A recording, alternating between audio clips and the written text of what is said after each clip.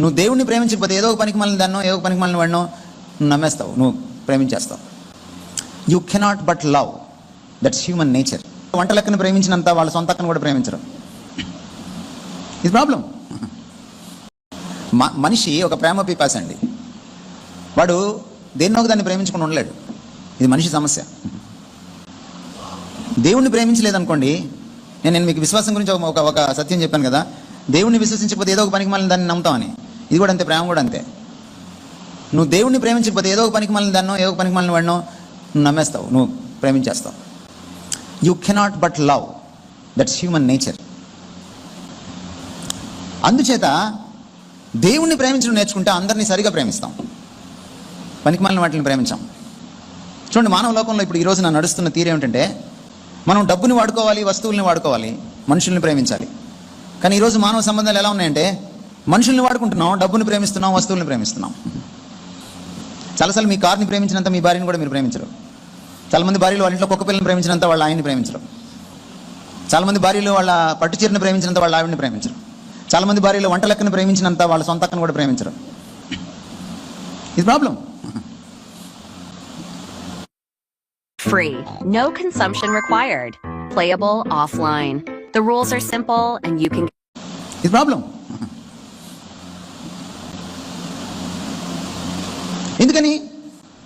ఎందుకు భర్తలు భార్యలను ప్రేమించలేకపోతున్నారు, భార్యలు భర్తలను ప్రేమించలేకపోతున్నారు?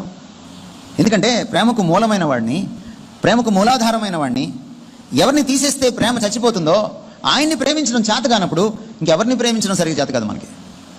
అందుకనే ప్రేమలో ఒక ఉన్మాదం వచ్చి పడింది. ఇప్పుడు ప్రేమోన్మాదం అనేది భాషాపరంగా సరి అయిన సమాసమేమో కానీ, అది దుస్సమాసం కాకపోవచ్చేమో కానీ ప్రేమలో ఉన్మాదం ఉండదు. వాస్తవికంగా ఆలోచించినప్పుడు ప్రేమకి ఉన్మాదానికి పడదు. ప్రేమోన్మాదం అనేది అసలు లేనే లేదు. ప్రేమ పేరిట ఉన్మాదం అను కొంచెం వినడానికి బాగుంటుంది. మన ప్రేమలు మారిపోయినాయి. ఎందుకంటే ప్రేమ మూర్తిని, ప్రేమకు మూలకారకుడిని మనం మర్చిపోయాం. మీ మనసుల్లో ఎక్కడో తలకాయల్లో వస్తుంది, ఎందుకు నేను దేవుడిని ఇంత ప్రేమించాలి, ఈయన ఇంత స్వార్థపరుడా, ఈయన ఇంత సాడిస్టా, అమ్మకిచ్చే ప్రేమ కూడా కావాలంటాడు, నాన్నకిచ్చే ప్రేమ కావాలంటాడు, నన్ను నేను ప్రేమించుకుంటే ఆ ప్రేమ కావాలంటాడు, భార్యకి ఇచ్చేది కావాలంటాడు, ఇంకా నా దగ్గర ఏం మిగులుతుంది అని మీరు అనుకోవచ్చు. నో, ఆయన సాడిస్ట్ కాదు, ఆయన చాలా మంచోడు.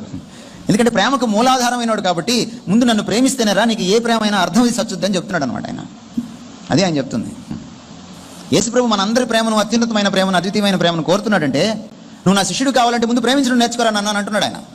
ఎందుకంటున్నాడంటే, అక్క కంటే, అక్క చెల్లెండ్ర కంటే, అన్నదమ్ముల కంటే ఎక్కువ నన్ను ఎందుకు ప్రేమించమంటాడంటే, నన్ను ప్రేమిస్తేనే నువ్వు వాళ్ళని సరిగా ప్రేమించగలవని. అమ్మా నాన్న కంటే ఎక్కువ నన్ను ఎందుకు ప్రేమించమంటాడంటే, నన్ను ప్రేమిస్తేనే నువ్వు వాళ్ళని సరిగా ప్రేమించగలవని. నీ బిడ్డల కంటే ఎక్కువ నన్ను ఎందుకు ప్రేమించమంటాడంటే, నువ్వు నన్ను ప్రేమిస్తేనే నువ్వు వాళ్ళని సరిగా ప్రేమించగలవని. తన్ను తాను ఉపేక్షించుకోకపోతే నా శిష్యుడు కానేరడు అని ఎందుకు అంటున్నాడంటే, మనల్ని కూడా మనం ప్రేమించుకోవాలండి. ఎప్పుడైతే మనల్ని మనం ప్రేమించుకోవడం జీరో అవుతుందో మీకు ఒకటే మిగులుతుంది, ఆత్మహత్య. మనిషి ఎందుకు ఆత్మహత్య చేసుకుంటారో తెలుసా? మీరు సైకాలజిస్టులను అడగండి. When he loves himself zero, he commits suicide. అది పురుషుడైనా, స్త్రీ అయినా, అమ్మాయి అయినా, అబ్బాయి అయినా ఆత్మహత్య ఎప్పుడు చేసుకుంటారంటే, తమను తాము ఇక ప్రేమించుకోవడానికి ఏమీ లేనప్పుడు, సున్నా అయిపోయినప్పుడు తమ ప్రేమ, ఈ స్వీయ ప్రేమ, వాళ్ళకి ఆత్మహత్య శరణ్యం. అందుకని క్రీస్తును ప్రేమించిన వాడు నెవర్ కమిట్ సూసైడ్. ఆత్మహత్య జాలుడు చేసుకోలేదు. ఈ క్రిస్టియన్ సైకాలజీ మీకు అర్థం కావాలి. అందుకని ప్రభువుని ప్రేమించడం ఆశీర్వాదకరం. అది ఆయనకు ఆరాధనే కాదు, నాకు ఆశీర్వాదకరం. మనం ఏమంటున్నాం తెలుసా?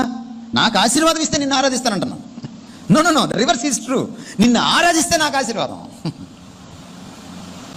ఈరోజు దరిద్రం ఏమిటంటే, క్రైస్తవ ఆరాధనలో నన్ను ఆశీర్వదించు అప్పుడు నిన్ను ఆరాధిస్తా. ఆయన ఆశీర్వదించకపోతే, మేలు చేయకపోతే నువ్వు ఆరాధించవా? నిన్న నేను చెప్పాను మీకు, హబక్కూకు ఎట్లా ఆరాధించాడు. ఆ నిజమైన ఆరాధన ఏమిటో తెలుసా? మా దేవుడు మమ్మల్ని రక్షించుటకు సమర్థుడు, ప్రజా నీ ప్రతిమకు మొక్కం.